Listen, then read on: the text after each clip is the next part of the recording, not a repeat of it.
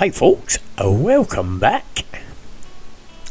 Well, sorry Kevin, as you lie underneath the car, I'm just pointing out how tight these engines are.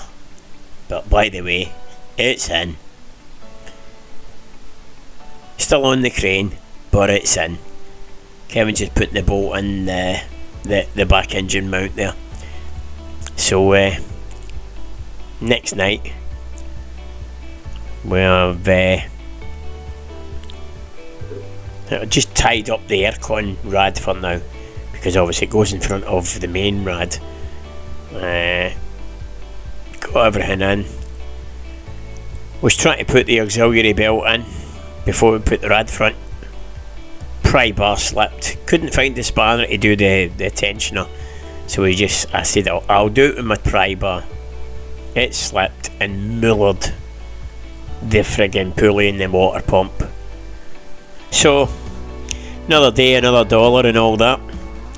Wednesday morning, on my way out to work, I called in to BBC Car Parts in Blackpool, Squires Gate. Guys have been brand new, by the way. If you need any stuff in Blackpool, give these lads a shout, they're good. So anyway, 11 o'clock, part arrived. I finished at 12, picked it up and made a start. So new water pump fitted, auxiliary belt fitted, sorted.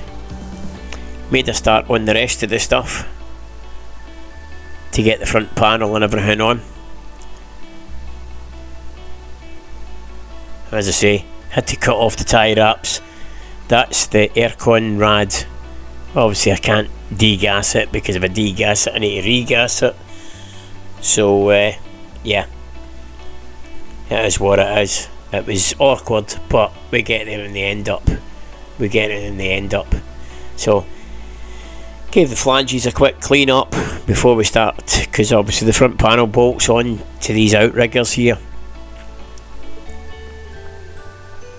So just take the muck off the front of them,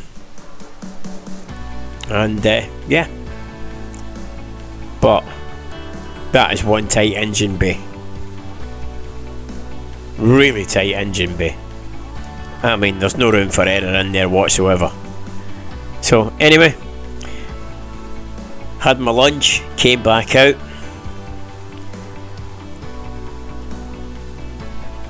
right hand strut on, brakes made up.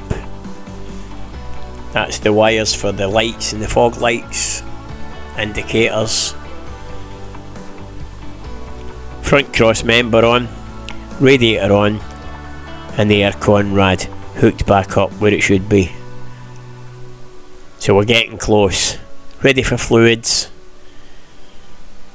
Left this side off because I've got to check the transmission fluids, because when we were taking the engine out we inadvertently pulled the plug on the automatic transmission fluid instead of the engine oil. Just one of those schoolboy errors. So yeah, hopefully tomorrow.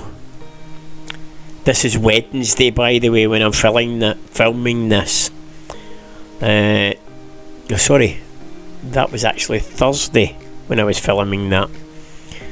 And Friday, I've actually got the day off work. Well, when I say the day off work, I've got 3 jobs on in the morning, so I'm going out early doors, get back in and I'll get started. And also my mate Kevin's got the day off work, so between us we're going to beast in, get done what we can get done, and we're going for a start on Friday. So as I say, this is Thursday. Everything's sort of back to normal. That's just all the little grommets and clips for the under arches, but everything else is basically empty. That's the extra bolt that that's the headlight bolts. But that other bolt, that was the bolt that was stripped doing the oil cooler and filter housing. So I replaced the bolt. That's the bolt from the exhaust clamp Obviously got a new one. Don't know what that split pin is. I can only assume it was from another job that I was doing and I've just thrown it in there, because there's nothing got a split pin in it. But as it is, that was it. So I had a clean up, put all the tools away, had a wee clean up at the garage, ready for Kevin. That's the transmission fluid at the back there to go back in the gearbox. Automatic transmission. So we're ready for Kevin coming tomorrow. So that was it. It was a good night from me, and up early and out to work Friday morning. So here we are, Friday. We've had a beastie day. Lights and that are in, as you can see, and we're going for a start. And by God, that sounds sweet.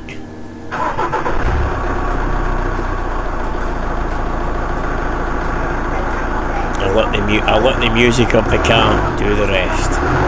But yeah, it started off the button.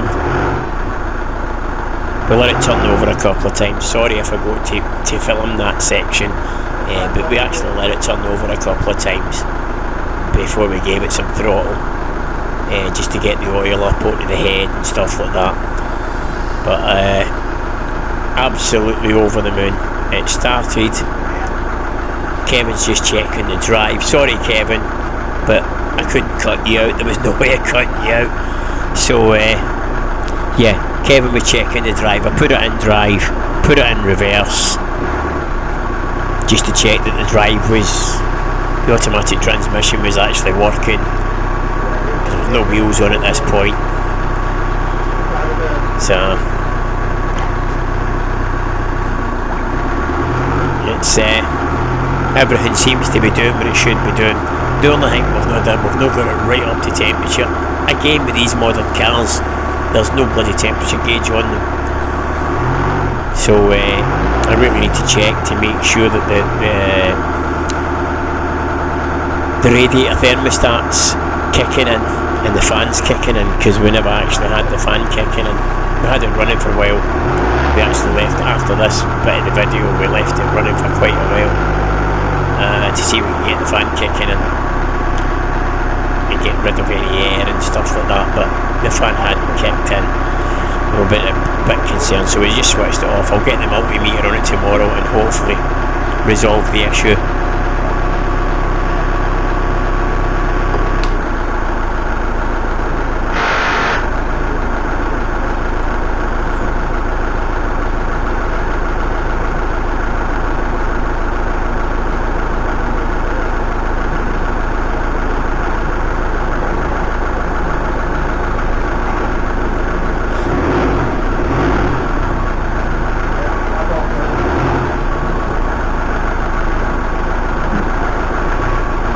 Kevin's just checking the wheels are going in the right direction. So obviously with the wheels not on the deck, there's sort of me not used to automatics, forgetting between switching from drive to reverse. Also supposed to put your feet in the brake. Well, the car would be stopped and you would know it was stopped before you put it in reverse. But when it's up in the jack, you don't know the wheels have stopped yet, do you? So, anyway, that was that.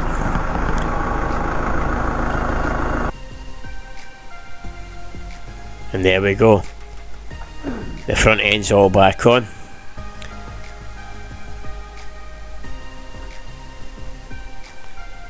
All the engine covers and stuff are on. The difference it makes to the noise of the engine. Sorry, it's just a wee bit tight between the 30. So fucking Whitney Houston. Found out that there's a CD in the CD, and it's Whitney Houston. Jesus. The man had awesome taste in music. Not. Anyway, here we go.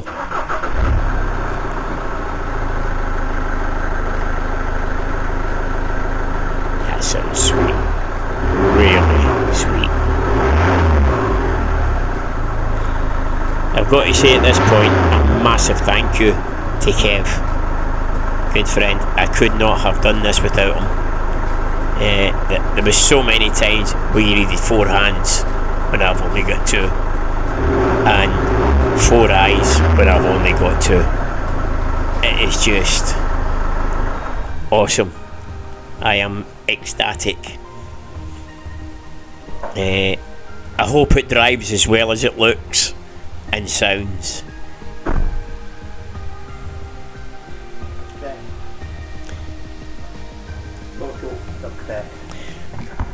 Massive thank you again, as I say. Cheers, Kev.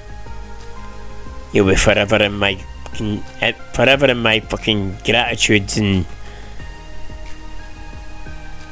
I'll be forever in your debt, mate. No, without a shadow of a doubt, I could not have done this.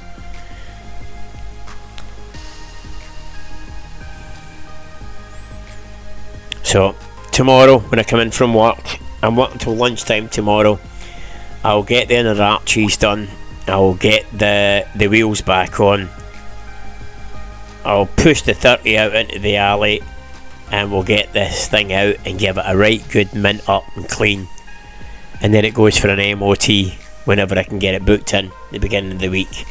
I've got a really busy week at work next week, so we'll see when we can get it in. If I can get it in for an MOT, it will be on the road next week. So, yeah. I hope you have enjoyed the wee updates and whatnot this week. It's been a manic week. I've been trying my best to sort of get this thing done and out the garage, because I want to get back on with the 30 through the winter months, as I say. But as you can see, that it's a lovely little car inside. It absolutely mint it is inside. Simba likes it as well. Simba's a van dog, ain't you, Simba? You're a van dog, ain't you? He's having a good sniff about. I'm wondering if the previous owner had a dog. This is the first time Simba's actually been in the van. He jumped into the back of it when it was on the driveway when it got delivered. But yeah, over the moon, absolutely ecstatic. You could stick a coat hanging in my gob, you couldn't get the smile wider. But it's been a long journey.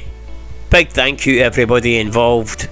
Hope you really liked the wee video. If you did, give us a like and a subscribe, folks. And thanks for watching. Take care out there. Stay safe. Catch you later. Ta-ra for now.